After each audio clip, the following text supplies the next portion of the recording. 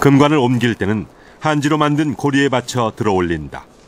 훼손을 방지하기 위한 연구원들의 손길은 조심스러웠다.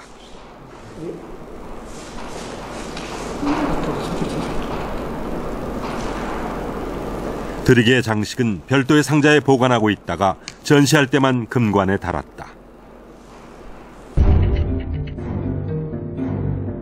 금룡총 금관은 장식이 간소하다.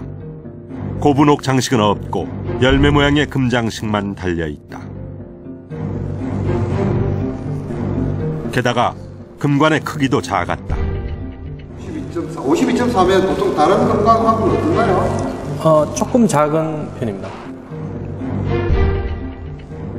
이번에는 금관의 지름을 측정해 보았다.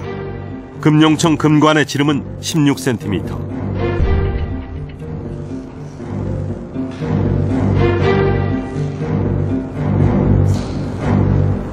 황남대총 북분 금관보다는 1cm가 적고요.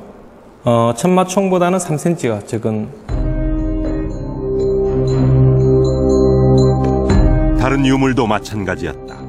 환두대도와 함께 출토된 황금 허리띠의 길이는 71cm에 불과하다.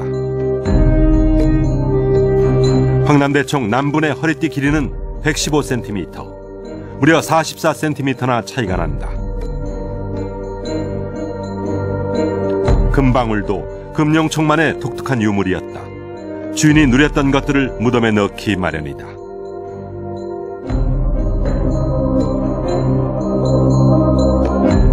출토 유물에 비추어 볼 때 금룡총 주인은 15세 전후의 나이에 접어든 신라의 왕자로 추정된다.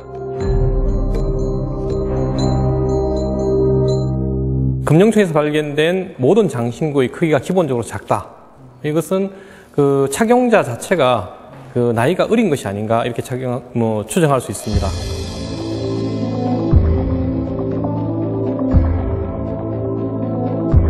대릉원에서 출토된 5점의 신라 금관 중 황남대총 금관은 왕비의 것이었다. 서봉총 금관의 주인도 여성이다. 금룡총 금관은 어린 왕자였고 금관총과 천마총 금관의 주인만 왕으로 추정되는 남성이었다.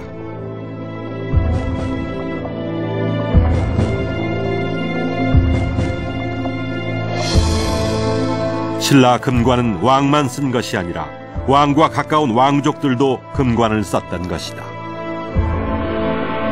그렇다면 금관의 시대를 열었던 이들 신라 왕족은 과연 누굴까?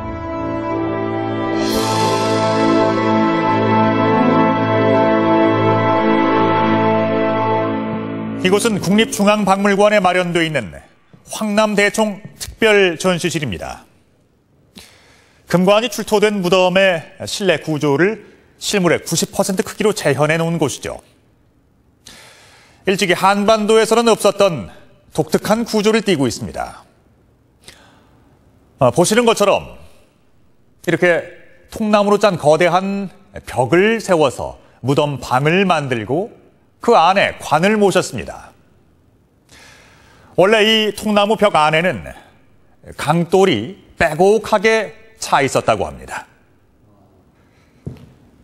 이 중앙에 위치한 이것은 무덤 주인을 모셔놓은 관입니다. 금관이 출토된 곳이죠. 그리고 시신이 모셔져 있는 이 머리맡에 딸린 상자는 고인이 생전에 사용했던 물건을 담아놓은 곽입니다. 그리고 무덤 밑에 있는 저 방은 역시 고인의 부와 권력의 상징들을 넣어둔 부곽이 되겠습니다. 금관이 출토된 무덤들은 한결같이 이와 동일한 구조를 보여주고 있습니다. 한반도에서도 오직 신라에서만 발견되는 독특한 무덤 양식이죠. 바로 이 독특한 무덤 양식이 신라의 금관 시대를 열어준 주인공들을 알려주는 단서가 됩니다. 금관 시대가 열린 4세기 후반, 백제의 대표적인 무덤 양식은 적속총이었다.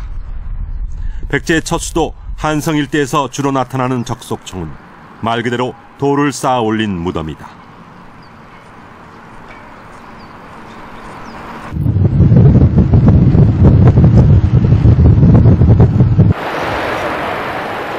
중국의 집안 일대에 널리 분포되어 있는 고구려 무덤들.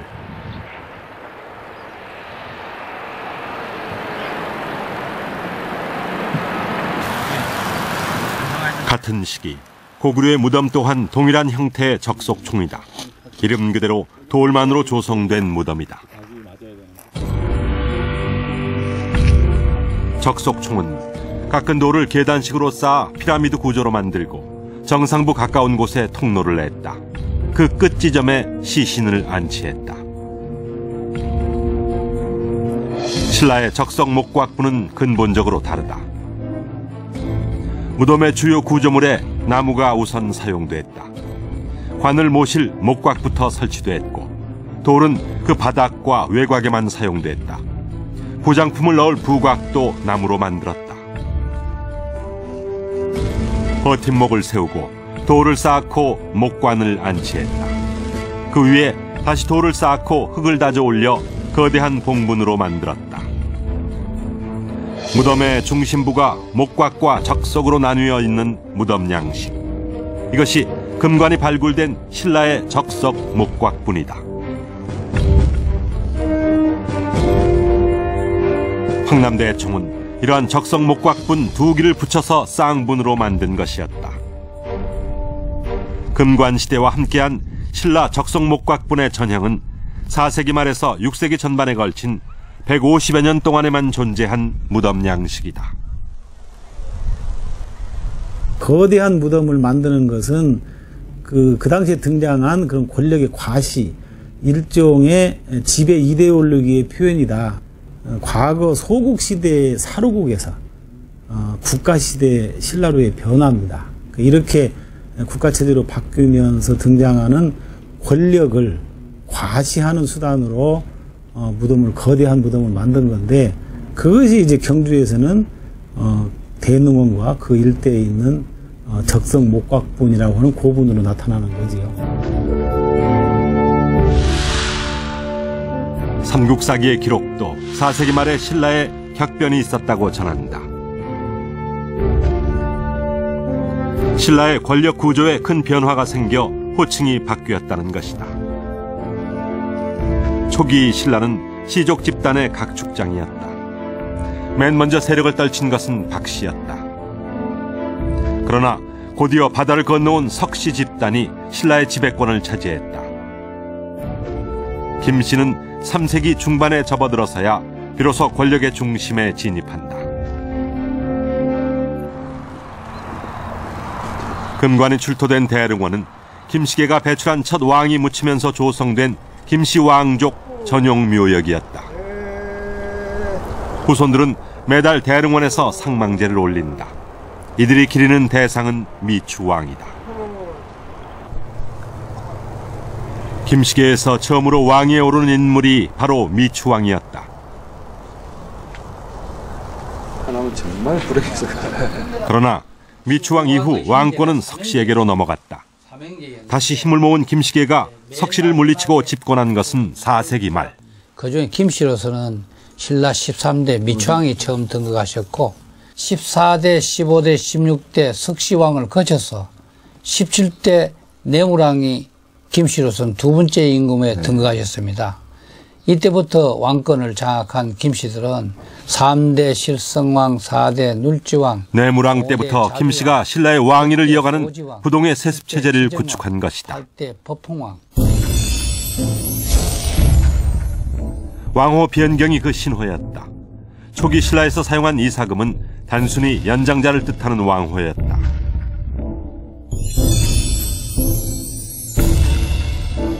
내무왕이 이상음이란 왕호를 폐지하고 선택한 왕호는 마릿간이었다. 마릿간은 최고의 칸, 우두머리 그런 뜻이, 그게 통치자, 모두를 아우를 수 있는 통치자라고 하는 개념이 더 강합니다. 그래서 이사금에서 마릿간으로 바뀌었다는 것은 절대적 권위를 가지고 있는 통치자가 나타났다. 왕위 쟁탈전에서 최후의 승자가 된 내무왕은 굳건한 김씨 왕족의 통치 시대를 열어갔다. 삶에서 죽음에 이르기까지 마릿간 시대의 김씨 왕족은 이전의 집권 세력들과는 달랐다. 무덤에